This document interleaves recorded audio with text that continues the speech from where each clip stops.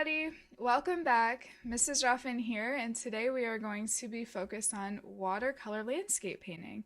I will be walking you through a landscape painting from start to finish, step by step, and along the way we're going to learn some really important skills that you need to be a watercolor artist. And so I'm really looking forward to doing this with you all.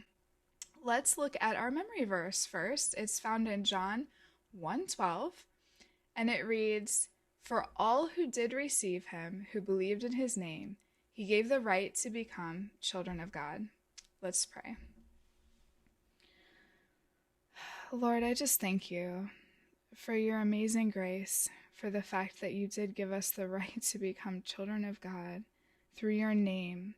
And I just pray that we would be just in awe of your majesty as we study in this lesson the landscape.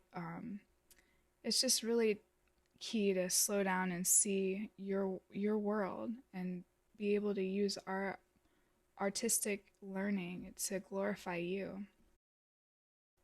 And I do ask that you would bless each student, bless them with the knowledge they need to grow their skills in watercolor painting. I do also ask that they would enjoy this and it would be a worship to you as they work on this creative process. I ask that each one would know you and desire to serve you in this life. In Christ's name I pray. Amen.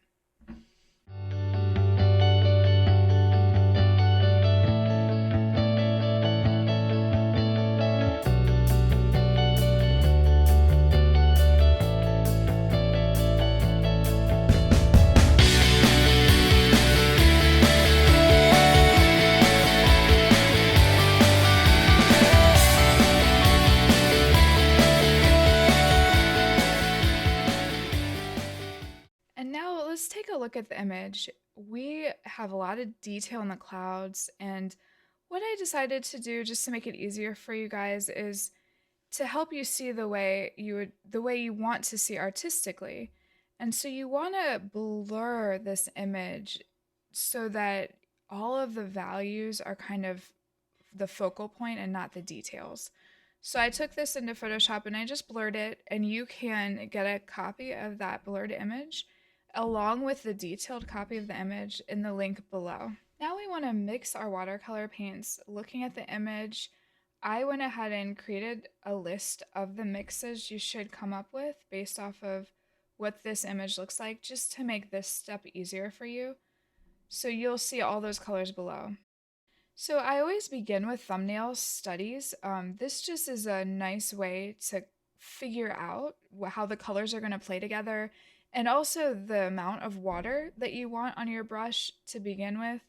And then when we're laying it in wet to wet, how wet should that paper be? It varies based off what paper you're using and also what style of painting you're doing. So after you've done a few thumbnail watercolor studies, I recommend doing a full abstract color study just to get the feel of the page. This is not an actual full-length painting. These are just color studies.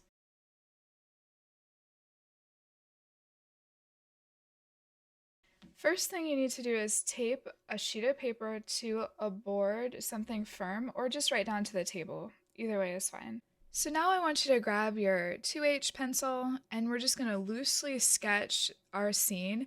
I'm always a little hesitant to recommend sketching before painting because it can tighten you up a lot. And really this first wash needs to be loose and a little bit freer. I don't want you to get into the habit of painting in the lines, so to speak. So when you do this sketch, I want you to keep it very, very loose. The goal is just to put notes about where things are going to go in your foreground. And most importantly, looking at the sun and paying attention to where do you want the sun to end up on your page. That's the focal point of this painting, and so where the sun is really matters. And I also look at the diagonal angle of the sun up to this really neat kind of triangular shape of the sky beneath the clouds right there and the underside of the cloud. And so I make a note of that too. Those are two details I really want to focus on. And so after I do that, I'm going to grab a scratch piece of watercolor paper and just have this handy so I can test my water to pigment ratio. And also I want to pay attention to how are the colors working with the amount of water that's down on the page. I've had to adjust the amount of water. So go ahead and wet your page, and you want it to be pretty wet but not soaked and no puddles. And then we're going to lay down our first wash of cadmium yellow. I do want this to be pretty light. You will use more color when you get closer to the white of the sun. And you'll notice I'm just leaving a space in the middle where the sun would be because I want that to be the white of the paper. And as you come out from that, it'll actually be a little bit stronger. Also, just a quick note, I do have another flat brush that I'm using for the water, for pure water only, just so I can keep my edges wet. This paper that I'm using does dry up pretty quickly, quicker than I'd like it to. So I recommend having that second brush handy so you can wet your edges easily if you need to, if it starts drying up on the edges there. So now I want you to add the orange wash mix, and it's permanent rose with cadmium yellow. I like this mix. It's going to be soft. It has a little bit of a pink hue too, and it really works well with this soft yellow. Make sure the edges are blending nicely into each other. You don't want hard edges at this point. You want it to just be all soft and look like a wash. I am also strengthening the cadmium yellow. So I just add a little bit more cadmium yellow right there around where the sun is its strongest. Now I'm re-wetting the page a little bit above as I am getting ready to add the top. You're going to grab the Cobalt Blue mix. It is pretty soft. Keep it pretty wet at this point. And go ahead and start adding that to your sky. Notice my brush strokes. I'm adding it with some variation because I want it to have different tones so that it kind of reads as billowing clouds. And so some of those natural shadows are going to form where you have stronger pigment. For this, I add a gray wash where it's just cadmium blue, or it's just the cadmium red with the cobalt blue, and I've just mixed those together, and it's giving this nice kind of violet hue to the clouds that I love that it's getting that, and it's helping a lot with the shadows on this side of the painting. And so again, as you're moving down the page, you want to make sure that you're continuing to keep those edges flowy and wet at this point. And I'm working back into the base a little bit more of this purple mix. The strength of that is still pretty light, but it adds that tone, that gray purple tone that I really like. And also you want to soften the whites at the top. It'll give that light more shine to it. And now I'm adding this lower mix has a touch of Payne's Gray in it. And so that's how it's getting that a little bit deeper gray color. It's not just it's the cadmium red with the cobalt blue and Payne's Gray. And then also you can remove the pigment as you're getting the sun, to get the sun rays to really pop.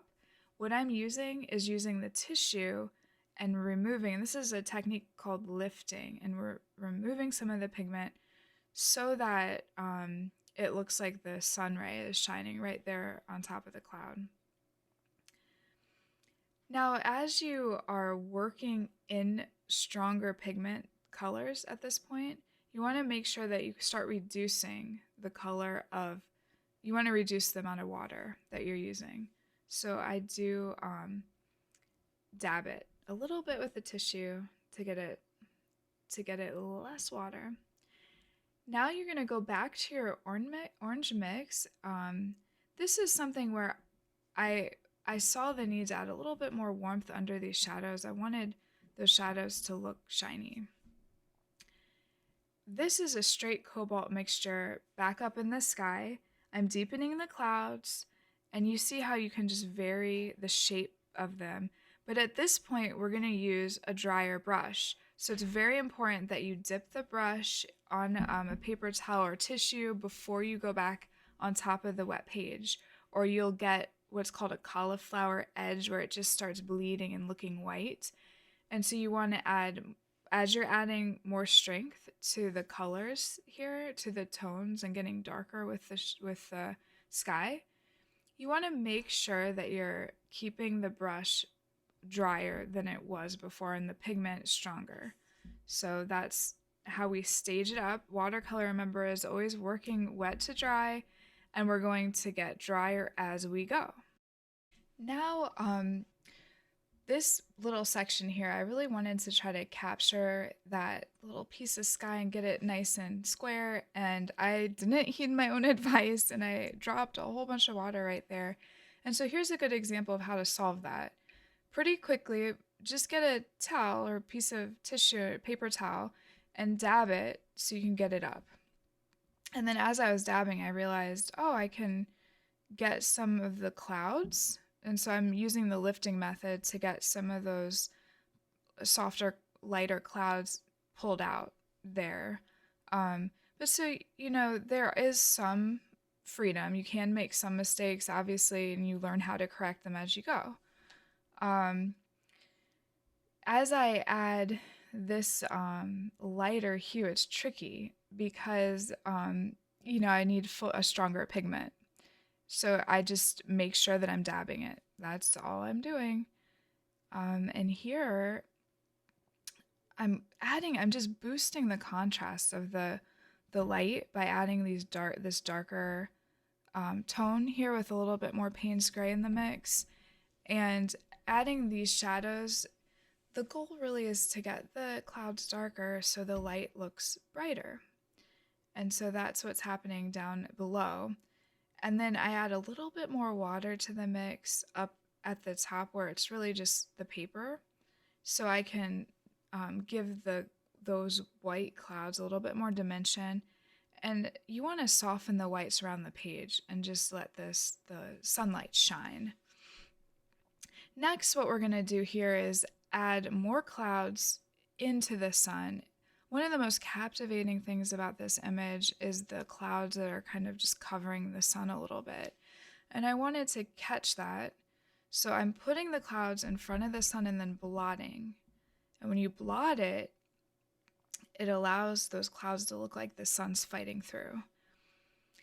Now this looks a little odd, but I'm using two brushes because I wanted to make sure the edges don't get hard. So I have my wet brush that I'm just making sure, and it's not as wet as before because we talked about that. But I'm putting that strength into this, a little bit more strength, a little warmth, and then I blot it out. And here we can add some more of those flat clouds. And as you are looking at it, above they're really big and puffy, but as you look into the horizon, they get flatter at the bottom. And so that's one way to make it look like it's going.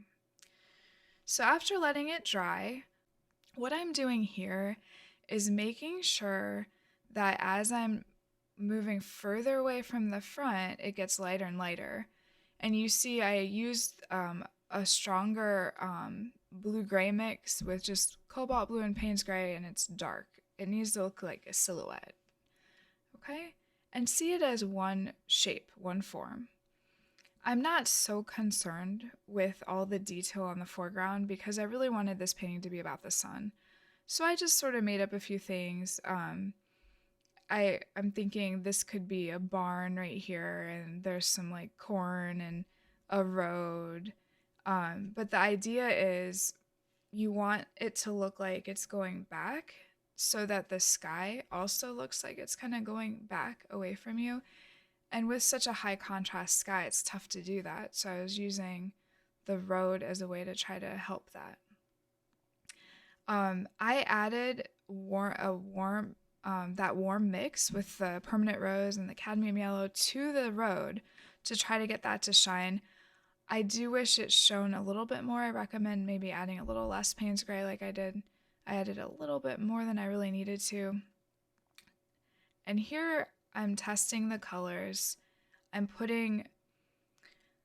taking some time to really think also um, about what do I want to happen at the bottom. I want it to be kind of left to the viewer's imagination. I'm not going to fill in every single detail here. And so I recommend as you go, you want to have the high contrast. So deepen those edges, make it as dark as you can on the edges so it looks like the light's really shining behind there. But then you'll notice, especially with this barn, I'm going to let the bottom of it kind of just sort of trickle out, like bleed down, and just leave it alone. And I really like that effect. I think that's one thing that in watercolor, the ability to kind of let the medium shine really shows up there when you let it flow and you show that on the page. It really turns out so nice. So now we're gonna start adding the final details to the painting. You're gonna use your really fine brush, and I want you to look at getting mostly paint on your brush. This is in watercolor, it's a little bit strange to not use much water, but this is what we call dry brushing, and it's when you just use paint.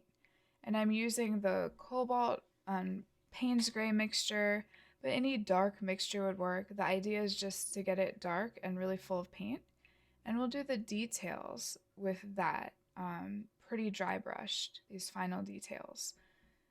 The key with dry brushing is really just allowing there to be enough pigment on your brush so that it flows as you're doing these lines. And so once all of your details are done, I added a few birds in the sky, and then I just kind of step back from it and take a look.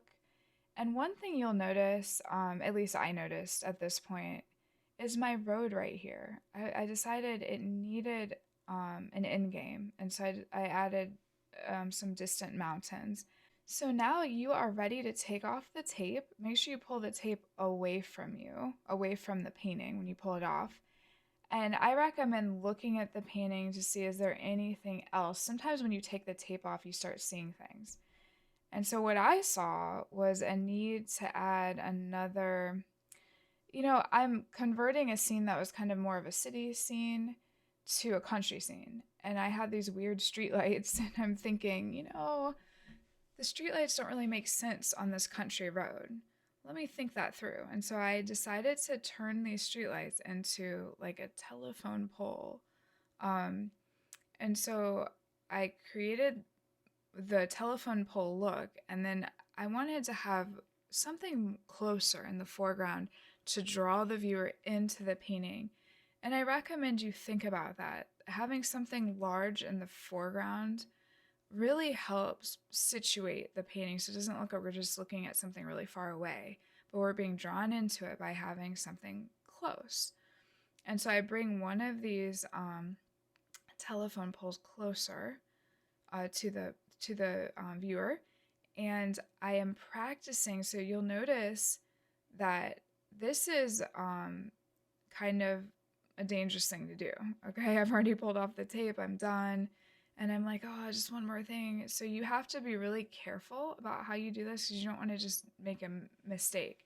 So notice how I'm practicing my lines and my strokes on a separate piece of paper. And I'm also using a broken or dashed stroke with this. I don't want it to just be like this perfectly straight line, because the line is, when you look at a line from this distance in the sunlight, you're not going to see the whole line as easily. It's thin from a distance. So that's why I added it with that broken line. And now this painting is complete. Thank you so much for watching. I really hope this lesson was helpful to you and you benefited from this introductory watercolor. Check out Rough & Artist for more instructional videos, step by step, just like this one. Take care and God bless.